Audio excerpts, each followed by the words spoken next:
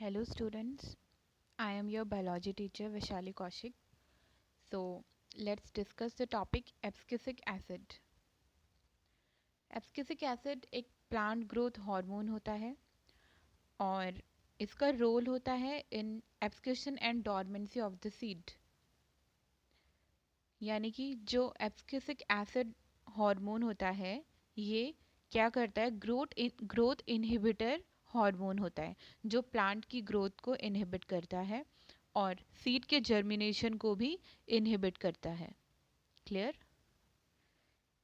It act as an inhibitor of plant metabolism. ABA inhibit seed germination को भी inhibit करता है।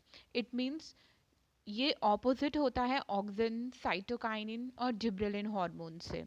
वो क्या करते हैं, बाकी के हार्मोन्स प्लांट ग्रोथ को हेल्प करते हैं, प्लांट की ग्रोथ में हेल्प करते हैं, लेकिन जो ABA है, ABA मीन्स एब्सिसिक एसिड, ये क्या करता है, ये प्लांट की ग्रोथ को इनहिबिट करता है, ग्रोथ को होने से रोकता है, ऑपोजिट काम करता है बाकी के हार्मोन से।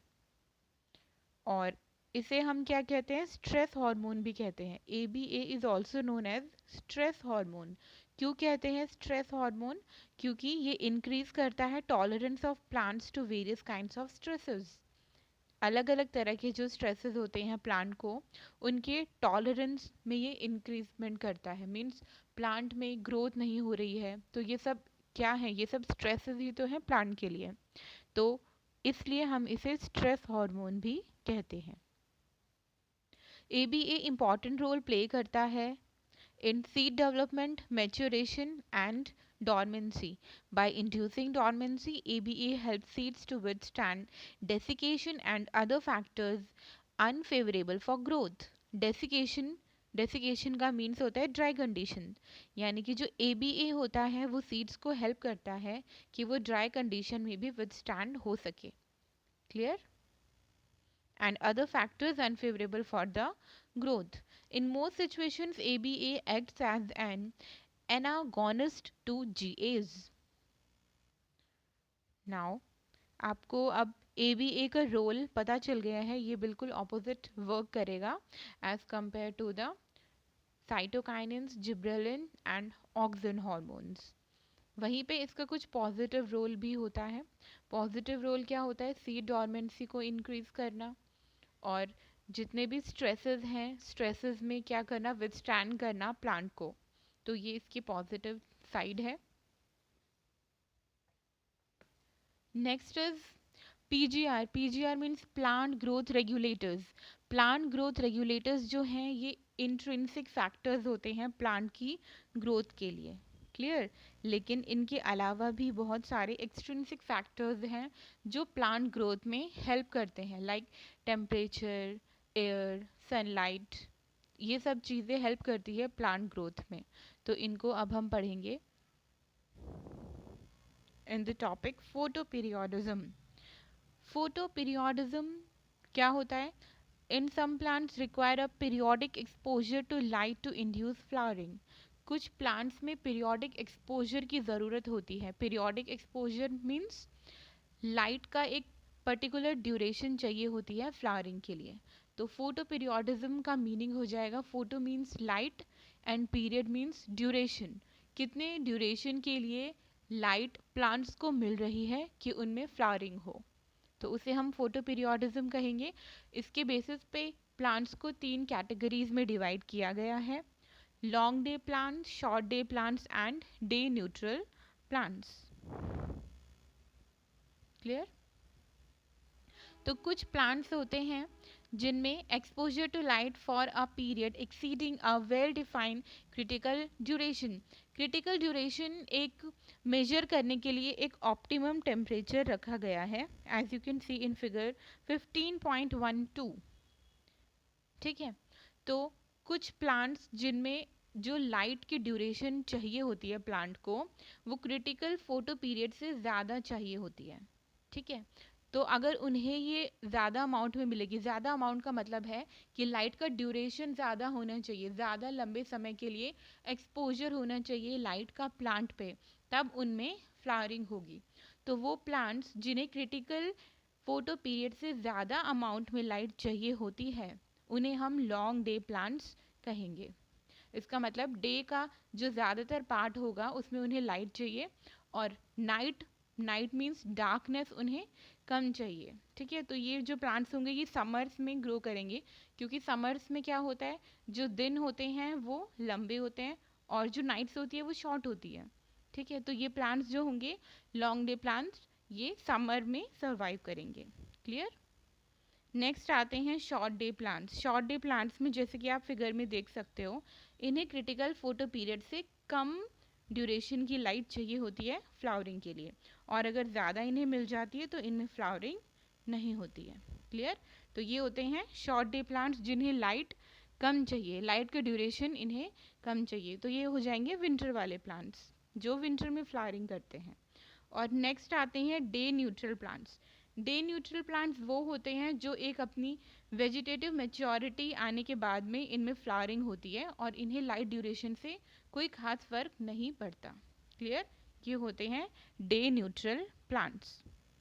तो I hope this topic photoperiodism is clear to you.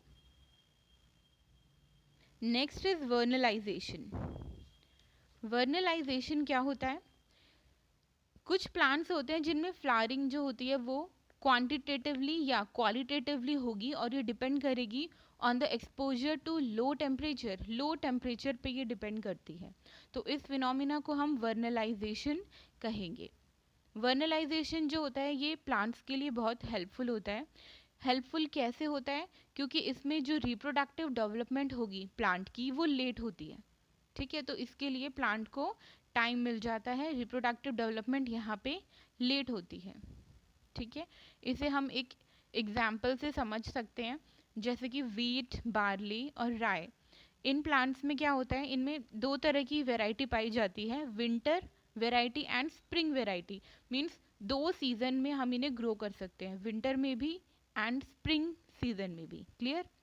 तो the spring variety are normally planted in the spring. जो स्प्रिंग वेराइटी होगी उसे हम स्प्रिंग में प्लांट करेंगे या ग्रो करेंगे, और इनमें जो फ्लावर आएंगे और जो इनके ग्रेन्स प्रोड्यूस होंगे वो कब होंगे? सीजन के एंड होने से पहले हो जाएंगे, before the end of the growing season. Clear. जो विंटर वेराइटी होती है तो इसमें क्या होता है, however if planted in spring would normally fail to flower और प्रोड्यूस मेच्योर ग्रेन। यानी कि जो विंटर वेराइटी होगी इन प्लांट्स की वो विंटर में ग्रो नहीं कर पाती है, क्योंकि उस टाइम तक ये जो सीड्स होते हैं वो मेच्योर नहीं हो पाते। ठीक है, तो इसमें जो रिप्रोडक्टिव फेज होगा इनका वो लेट हो जाएगा बिकॉज ऑफ द वर्नलाइजेशन, और ये फिर प्लांट होंगे ऑटम में। क्लियर। ऑटम सीजन में तब ये जर्मिनेट होंगे और इनमें स्मॉल सीडलिंग्स आएंगी, ग्रोथ होगी इनकी फिर स्प्रिंग में, और इनको हार्वेस्ट किया जाएगा मिड ऑफ द समर में। तो ये एग्जाम्पल था वर्नलाइजेशन का, और ये बाइनियल प्लांट्स में भी पाया जाता है वर्नलाइजेशन। उनमें क्या होते हैं, मोनोकार्पिक प्लांट्स होते हैं। मोनोकार्पिक मीन्स जिसमें एक कार्पेल होगी फ्लावर में, तो वो एक सीजन में रहेगी और सेकंड सीजन में डाई हो जाएगी। उसके एग्जाम्पल हो जाएंगे शुगर बीट, कैबेज, कैरेट्स, ये सब उनके एग्जाम्पल हो जाएंगे। क्लियर। नेक्स्ट आता है सीड डॉर्मेंसी। सीड डॉर्मेंसी क्या होता है? There are certain seeds which fail to germinate even when external conditions are favourable. Means कुछ सीड्स ऐसे होते हैं जब उन्हें एक्सटर्नल फेवरेबल कंडीशंस मिलती है तब भी वो जर्मिनेट नहीं कर पाते।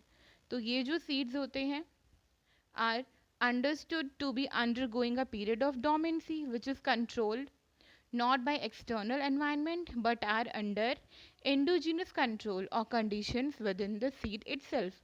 इसका क्या मतलब हुआ कि जब एक्सटर्नल जो क्लाइमेटिक कंडीशंस है वो भी फेवरेबल है, उसके बाद भी अगर सीड्स ग्रो नहीं कर पाते हैं तो इसका मतलब हुआ कि सीड के इनसाइड ही कुछ ऐसा है जो उसको ग्रो नहीं करने दे रहा है। Clear. So that is impermeable and hard seed coat. ऐसा क्यों होता है? हार्ड सीड कोट की वजह से। जो सीड कवरिंग होती है वो इतनी हार्ड होती है, इम्परमिएबल होती है कि उसके इनसाइड वाटर, एयर कुछ भी एंटर नहीं कर पाता.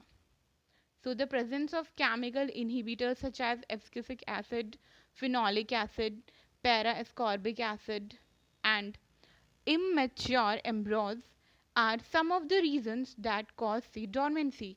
ये सब वो फैक्टर्स हैं जो सीड डॉर्मेंसी कॉज कर सकते हैं. कुछ केमिकल्स, कुछ ग्रोथ रेगुलेटर्स, इनकी वजह से सीड डॉर्मेंसी होती है. तो ये जो डॉर्मेंसी होती है इसे ओवरकम भी किया जा सकता है नेचुरल मीन्स से और दूसरे मैन मेड तरीकों से भी. For example, seed coat barrier in some seeds can be broken by mechanical abrasions using knives, sandpaper etc.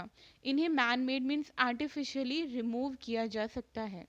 और vigorous shaking in nature, these abrasions are caused by microbial action and passage through digestive tract of animals.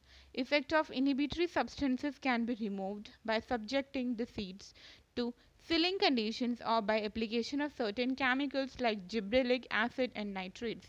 कुछ chemicals के through भी हम इनको remove कर सकते हैं gibberellic acid और नाइट्रेट से. Changing the environmental conditions such as light and temperature are other methods to overcome seed dormancy. और क्या क्या तरीके हो सकते हैं? लाइट की प्रेजेंस की वजह से या बहुत ज़्यादा टेम्परेचर अगर हम इनको दें तो वो सीड कोड ब्रेक हो जाएगा और सीड डॉर्मेंसी ख़त्म हो जाएगी. क्लियर? तो इन तरीक़ों से सीड डॉर्मेंसी को ब्रेक किया जा सकता है. Thank you.